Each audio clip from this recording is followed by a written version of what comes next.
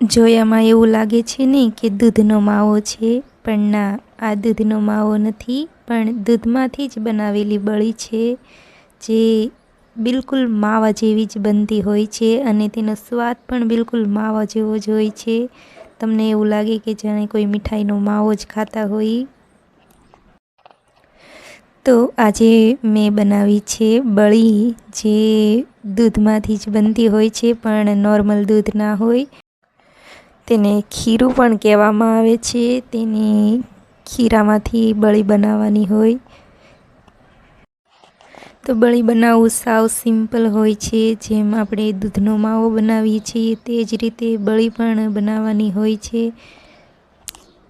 તો અહીંયા એક કઢાઈમાં મેં 1 શેર જેટલું દૂધ લીધું હતું. તેને ગરમ કરીને થોડી વાર માટે ઉકળવા દીધું. જેવું જ દૂધ ગરમ થાય તો તેમાં નાના નાના માવા જેવી કણકી પડવા માંડે છે.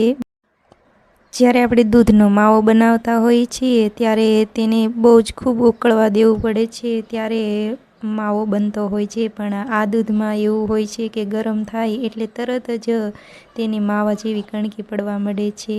તો મેં અહીંયા થોડી વાર માટે દૂધ ગરમ થવા દીધું હતું અને પછી તેમાં 5 ચમચી જેટલી ખાંડ ઉમેરી દીધી હતી અને ખાંડ ઉમેરીને પછી થોડી વાર માટે પાણી બળે ત્યાં સુધી ઉકળવા દીધું હતું. તો બિલકુલ માવા જેવું તૈયાર થઈ ગયું છે આ બળી.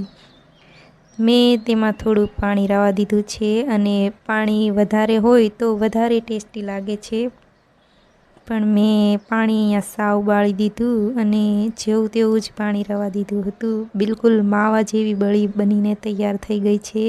તમે જોઈ શકો છો, જોયામાં એવું લાગે છે જાણે પ્યોર દૂધનો માવો જ હોય છે. માવાના દૂધમાં અને બળીના દૂધમાં ફરક એટલો હોય છે કે માવાનું દૂધ બહુ ઝાઝું લઈએ ત્યારે થોડો, ને જ્યારે ખીરાનું દૂધ થોડું હોય તો પણ બળી બહુ ઝાઝી બનતી હોય છે. તો આ રીતની બળી કોઈએ ખાધેલી છે તે મને કોમેન્ટ કરજો. ને મારી રેસીપી જો પસંદ આવી હોય તો એક લાઈક જરૂર કરી દેજો. તો મને તો આ બળી બહુ જ ભાવે છે. તમને કોને ભાવે છે તે કોમેન્ટ કરીને કહેજો.